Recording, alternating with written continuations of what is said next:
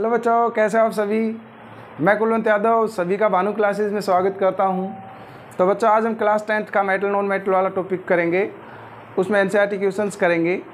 NCERT book का page number 55 के questions हैं, जो इन टेक्स्ट क्वेश्चंस हैं वो। उसमें 55 पेज नंबर पर पहला क्वेश्चन दे रखा है, एक टेबल बना रखी है, 3 ऑक्साइड्स दे रखे हैं। जिंक ऑक्साइड, मैंने पूरा क्वेश्चन नहीं लिखा, केवल टेबल बनाई है, जो कि सबसे इम्पोर्टेंट पार्ट है। उसमें 3 ऑक्साइड्स हैं, zinc oxide, magnesium oxide, copper oxide. इन तीनों को टर्न बाय टर्न 3 मेटल्स के साथ हीट किया जाता है, 3 मेटल्स के साथ रिएक्शन करवाई जाती है। कौन सी मेटल है? जिंक, मैग्नीशियम और कॉपर। 3 ऑक्साइड्स हैं, उन तीनों ऑक्साइड्स को बारी बारी से, यानी कि एक बार जिंक ऑक्साइड को जिंक के साथ, मैग्नीशियम के साथ और कॉपर के साथ, फिर मैग्नीशियम ऑक्साइड को जिंक के साथ, मैग्नीशियम के साथ और कॉपर के साथ रिएक्शन करवाई। फिर कॉपर ऑक्साइड की जिंक के साथ, मैग्नीशियम के साथ और कॉपर के साथ रिएक्शन करवाई। क्वेश्चन पूछ रहा है कि किस केस में डिस्प्लेसमेंट रिएक्शन होने वाली है। ओके, क्वेश्चन समझ में आ गया। हमारे पास 3 ऑक्साइड्स हैं और 3 मेटल्स हैं। मेटल्स कौन सी? जिंक, मैग्नीशियम और कॉपर, उन्हीं के ही ऑक्साइड्स हैं। उन ऑक्साइड्स की रिएक्शन करवाई जाती है इन 3 मेटल्स के साथ, और सिंपली बताना है कौन से में डिस्प्लेसमेंट रिएक्शन होगी। तो हमेशा ध्यान रखो, डिस्प्लेसमेंट रिएक्शन में क्या होगा? More reactive metal displaces less reactive metal from its salt solution, यानी कि मोर रिएक्टिव मेटल है ना, वही लेस रिएक्टिव मेटल को डिस्प्लेस कर पाएगी। तो हमारे पास 3 मेटल्स फिलहाल हैं, जिंक, मैग्नीशियम और कॉपर। आपके लिए मैंने रिएक्टिविटी सीरीज लिखी है, जिससे अपने को पता लगेगा कि कौन सी ज़्यादा रिएक्टिव है, कौन सी कम। तो हमारे पास फिलहाल कौन कौन सी है? जिंक, मैग्नीशियम और कॉपर। ओके, इनका रिएक्टिविटी ऑर्डर हम लिखें तो इनका रिएक्टिविटी ऑर्डर बन जाएगा। सबसे ज़्यादा कौन सी है? मैग्नीशियम। मैग्नीशियम सबसे ज़्यादा इन तीनों में, जिंक उसके बाद कम है और सबसे कम है कॉपर, यानी कि ये रिएक्टिविटी का ऑर्डर आ गया। ओके, अब बताओ, जिंक ऑक्साइड की जिंक के साथ करेंगे तो क्या, वो तो सेम ही हो गया, कोई डिस्प्लेसमेंट नहीं होगी। जिंक ऑक्साइड की मैग्नीशियम के साथ करेंगे, आप देख पा रहे हो मैग्नीशियम ज़्यादा रिएक्टिव है जिंक से, तो डिस्प्लेसमेंट रिएक्शन इसमें हो जाएगी, डिस्प्लेसमेंट रिएक्शन।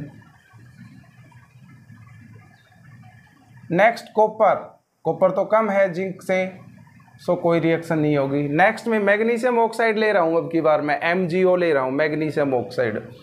मैं उसकी जिंक के साथ रिएक्शन करता हूँ, तो क्योंकि मैग्नीशियम से कम रिएक्टिव है जिंक, कोई रिएक्शन नहीं होने वाली। मैग्नीशियम के साथ क्या रिएक्शन करेगा?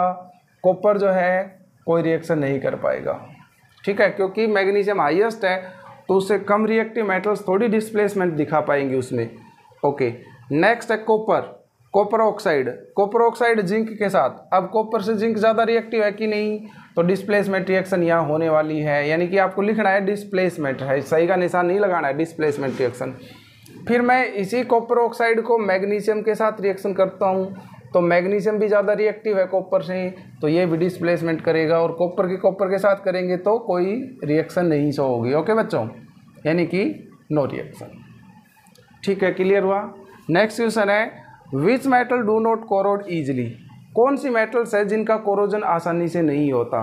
तो कोरोजन जो ज़्यादा रिएक्टिव मेटल्स है ना, उनका जल्दी होता है, कम रिएक्टिव या वेरी लेस रिएक्टिव होती है उनका नहीं होता। देखो, ज़्यादा रिएक्टिव है तो जल्दी कोरोजन हो जाएगा। क्यों? क्योंकि उन पर हवा, एयर और मॉइस्चर का प्रभाव होगा। इन्वायरमेंटल फैक्टर्स हैं, जैसे गैसेज हैं, एयर है, मॉइस्चर है, वो उनके द्वारा अटैक हो जाती है, वो मेटल पर अटैक कर देते हैं इन्वायरमेंटल फैक्टर्स, और उन मेटल का डिटोरेशन स्टार्ट हो जाता है, उसका क्षय होना स्टार्ट हो जाता है, यानी कि वो मेटल सरफेस कोरोजन होना स्टार्ट कर देता है। तो ये पूछ रहा है कि कौन से मेटल्स का कोरोजन आसानी से नहीं होता। तो जो मेटल्स बहुत कम रिएक्टिव, उनका कोरोजन आसानी से नहीं होता, सिंपल है।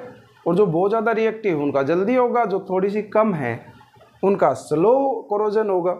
जैसे कि आयरन का कोरोजन स्लो होता है ना, कोरोजन कोई दिन, एक लोहे को जंग लगना कोई ओवरनाइट प्रोसेस नहीं है, मंथ भी लग सकते हैं, फिर मैनी डेज भी लग सकते हैं। तो कहने का मतलब है कि कोरोजन का मतलब होता है कोरोजन मीन्स किसी मेटल सरफेस का दूषित हो जाना, खराब हो जाना। Okay, due to environmental factors. कौन से इन्वायरमेंटल फैक्टर्स हैं? जैसे कौन सी, जैसे मॉइस्चर हो गया, जैसे एयर हो गया, जैसे गैसेज होगी इन्वायरमेंट में, वो अटैक कर देती है। तो मेटल सरफेस जो है उसका डिटोरेशन स्टार्ट हो जाता है, उसका क्षय होना स्टार्ट हो जाता है, वो ख़राब होनी स्टार्ट हो जाती है, उसी को बोलते हैं कोरोजन।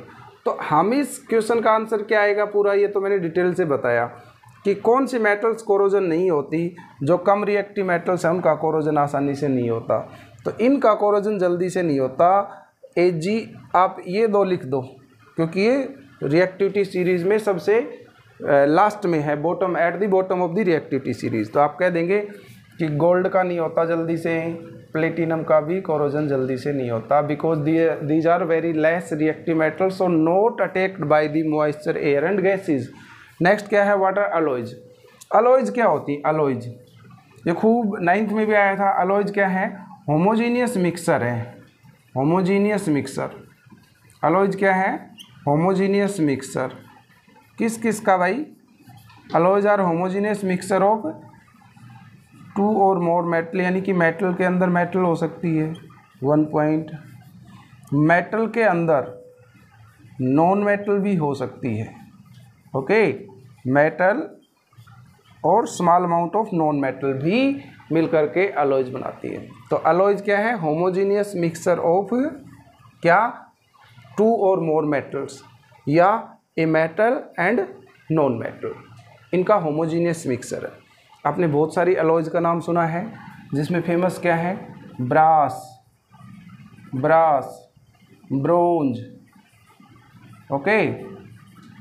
आपने इसका स्टील का भी नाम सुना है, स्टील रेलिंग्स वगैरह बनाते हैं, स्टील तो बहुत वाइडली यूज होता है। तो ब्रास, ब्रोंज, स्टील, ये क्या है, अलॉयज हैं, इनको मेटल्स के से मिलाकर के तैयार किया गया है। अब स्टील कैसे बनता है, को आयरन में कार्बन मिलाने से, यानी कि एक मेटल होगी एक नॉन मेटल होगी, क्योंकि मोस्ट ऑफ बच्चे सोचते हैं कि 2 मेटल्स होनी चाहिए ना, मेटल नॉन मेटल भी हो सकती है अलॉयज में।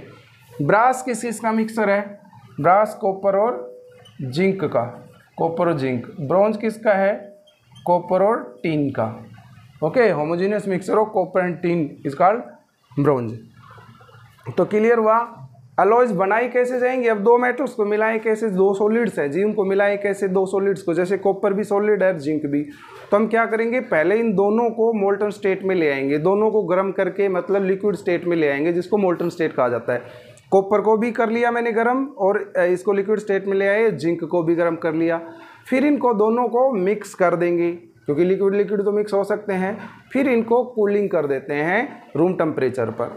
तो इस तरह से दोनों मेटल्स आपस में मिल सकती हैं, ओके। अलॉयज बनाने का यही तरीका है कि 2 मेटल्स को मोल्टन स्टेट में ले आते हैं, फिर प्रॉपर रेशियो में लेकर के मिक्स कर दिया जाता है और उनकी कूलिंग कर दी जाती है।